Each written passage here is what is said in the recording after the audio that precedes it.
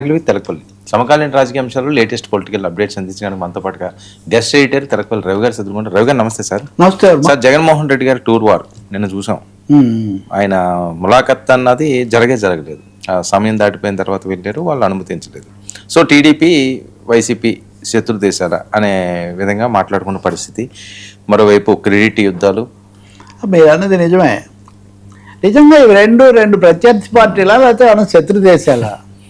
ఇప్పుడు రాజకీయాలు అనేవి 5 ఏళ్ళకి ఒకసారి ఎన్నికల్లో గెలుస్తారు, ఒక్కోసారి రెండోసారి కూడా గెలవచ్చు, లేకపోతే ఇంకోటి అవ్వచ్చు, ఏదైనా కానీ అదేదో శాశ్వతమైనట్టుగా దగ్గినా తుమ్మినా వాళ్ళు కదిలినా వీళ్ళు ప్రతి దానికి వివాదం.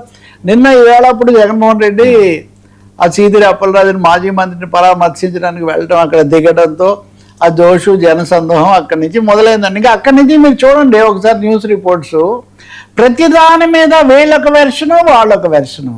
సరే, సూర్యుడు తూర్పున ఉదయిస్తాడంటే ఏ పార్టీకైనా తూర్పునే ఉదయిస్తాడు. సరే, తూర్పున ఒకరికి ఇంకొక వైపున ఉదయించడం అనేది జరగదు. ఎందుకు ఇలా చేస్తుంటారు అంటే కనుక అది ఒక అసహనం కాస్త వైరుధ్యము, లేకపోతే రాజకీయ ప్రత్యర్థులు కాస్త ఒక అగర్భ శత్రువులాగా మారిపోయి అసహనం తాండవిస్తున్న పరిస్థితి. ప్రతిదీ మేము చేస్తే రైటు, మీరు చేస్తే తప్పు, మేము చేస్తే రైట్, ఇదే వాదన. అది వాళ్ళు వీళ్ళు అధికారంలో ఉన్నప్పుడు వాళ్ళు ప్రచారాలకు వెళ్తే వీళ్ళు కాదన్నారు, వీళ్ళు ఉన్నప్పుడు వాళ్ళని కాదంటున్నారు. ఇప్పుడు కొంతమంది ఏంటి మధ్యలో వాళ్ళు పరమ శత్రువులాగా శత్రు దేశాలాగా మారిపోయి తిట్టుకుంటూ, మీరు నేను ఇంకొకరు ఆ భాషలో తిట్టలేదని కోపం.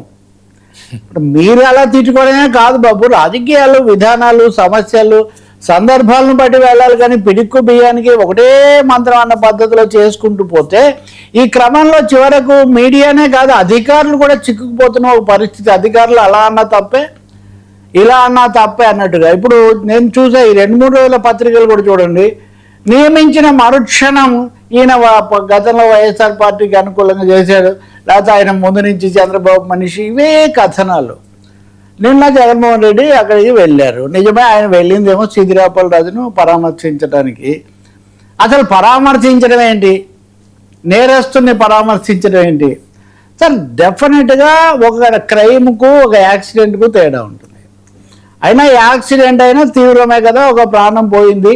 ప్రాణం పోయినప్పుడు ఆ చేసిన వాళ్ళని వాళ్ళ అబ్బాయిని కాకుండా వేరే వాళ్ళని పెట్టారని చూశారు. అది మంత్రిగా లేకపోతే ప్రజాప్రతినిధిగా ఉన్న వ్యక్తి చేయకూడదు అనే విమర్శ ప్రత్యర్థి పార్టీ అంతవరకు చేస్తే ఓకే. కానీ నేరస్తులు ఎలా అవుతారని ఒక ప్రశ్న. ఈయన విషయానికి వస్తే ఆ పిల్లోడు అన్నాడు కాబట్టి పిల్లోడు అన్నది పిల్లలే, ఎవరి వయసు వాళ్ళదే కదా సార్. ముసలోళ్ళే, పిల్లలే, మహిళలే, ఎవరి పట్ల ఎలా వ్యవహరించాలో ఆ విధంగా చూడాలి తప్పితే అంటే ఈ మాటలను పట్టుకొని ఇంకా లాగి ప్రతి దాన్ని. నిన్న మరి ఆయన పరామర్శకు వెళ్ళాడు, ఓదార్పుకు వెళ్ళారు. ఆయనకు 2 గంటలకు సమయం ఇచ్చారు. ముఖ్యమంత్రులు లేకపోతే మంత్రులు, విఐపీలు, వాళ్ళు విఐపీ మూవ్మెంట్ అంటారు. విఐపీ మూవ్మెంట్ అసలు ఎలా ఉంది, ఎన్ని గంటలకు అన్నీ తెలుసు. మరి ఆయన 5 గంటలకు అక్కడ కూడా చేరలేకపోవడం అనేది దాన్ని ఏమనాలి అంటే హీఈ్ నాట్ సీరియస్ అబౌట్ ఓదార్పు అనుకోవాలా? ఓదార్పు సీరియస్ అనుకున్నారా ఆయన, లేకపోతే దీని ద్వారా వచ్చేటటువంటి పొలిటికల్ మైలేజ్ ప్రధానం అనుకున్నారా? ఆ మైలేజ్ అయితే చాలానే వచ్చింది. పైగా మైలేజ్ తెప్పించడానికి తెలుగుదేశం వాళ్ళు ఉన్నారు కదా. ఇప్పుడు బయలుదేరినప్పటి నుంచి ప్రతి కదలికను ఎవరో అంటారు, రాజకీయాల్లో కానీ మీడియాలో కానీ విమర్శకులు ప్రత్యర్థులు ఇచ్చిన ప్రచారం సొంత పార్టీ వాళ్ళు కూడా ఇవ్వలేరు అని.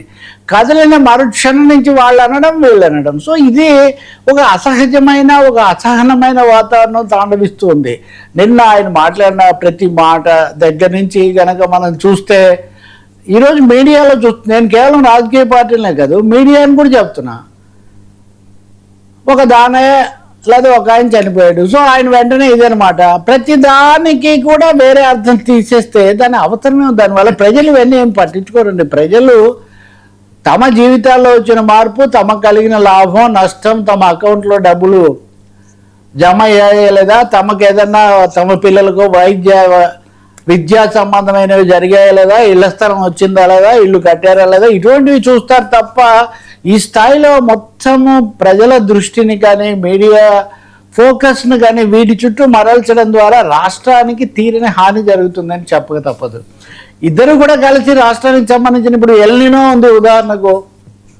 ఎల్నినో వల్ల కరువు ఊహించిన దానికంటే ఎక్కువగా ఉంటుందని మన చంద్రబాబు నాయుడు గారే చెప్పారు. ఎల్నినో మీద ఎన్ని హెడ్డింగ్లు వస్తాయో మీరు చూడండి, ఏం రావు పెద్దగా. నిన్న పవన్ కళ్యాణ్ మంత్రి నిమ్మల రామానాయుడిని పిలిపించుకొని మాట్లాడి ఎల్నినో గురించి రైతులకు అవగాహన కల్పించండి అని ఆయన చెప్పారన్నారు. మంచిది. మొన్న చంద్రబాబు అంటే నిన్న పవన్ కళ్యాణ్. కానీ నిజానికి అధికార యంత్రాంగం ప్రభుత్వం ఎక్కువ దృష్టి పెట్టాల్సి ఉంటుంది దాని మీద. అది ఎలా చేస్తారు? అదృష్టవశాత్తు నిన్న కొంత వాహనాలు పడడంతో తెలంగాణలో పోయి నీళ్ళు వచ్చాయి అంటున్నారు. అక్కడ కూడా వాగులు అవి వచ్చాయని కొనసాగాలి కదా, ఆ సమస్య ఉంది. అంటే ఈ అంశాల మీద దృష్టి పెట్టకపోవడం ఒకటి. ఈవెన్ అప్పలరాజు రోడ్డు యాక్సిడెంట్ విషయం తీసుకుంటే కూడా ఖచ్చితంగా ఏం జరిగింది, ఒకసారి అరెస్ట్ చేశాక న్యాయస్థానంలో అది ఎలాగో చెప్తారు, న్యాయస్థానం చెప్పే దాని ప్రకారం నడవాలి. రోడ్డు ప్రమాదాలు తప్పకుండా చాలా దురదృష్టకరమైనవి, బాధాకరమైనవి. బాధితులను ఆదుకోవటం, వాళ్ళకి బీమా ఇట్లాంటివన్నీ కూడా చేయటం అదంతా ఓకే.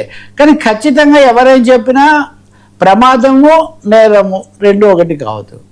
కానీ అదే సమయంలో ప్రమాదం అనేది అసలు ఏమీ పట్టించుకోవాల్సిన అవసరమే లేదు. ఒక మంత్రిగా ఉన్న వ్యక్తి ఒకరి బదులు ఇంకొకరిని అక్కడే అందించారన్నది అది కూడా విమర్శనాత్మకమే. దాని మీద వాళ్ళు మాట్లాడారు.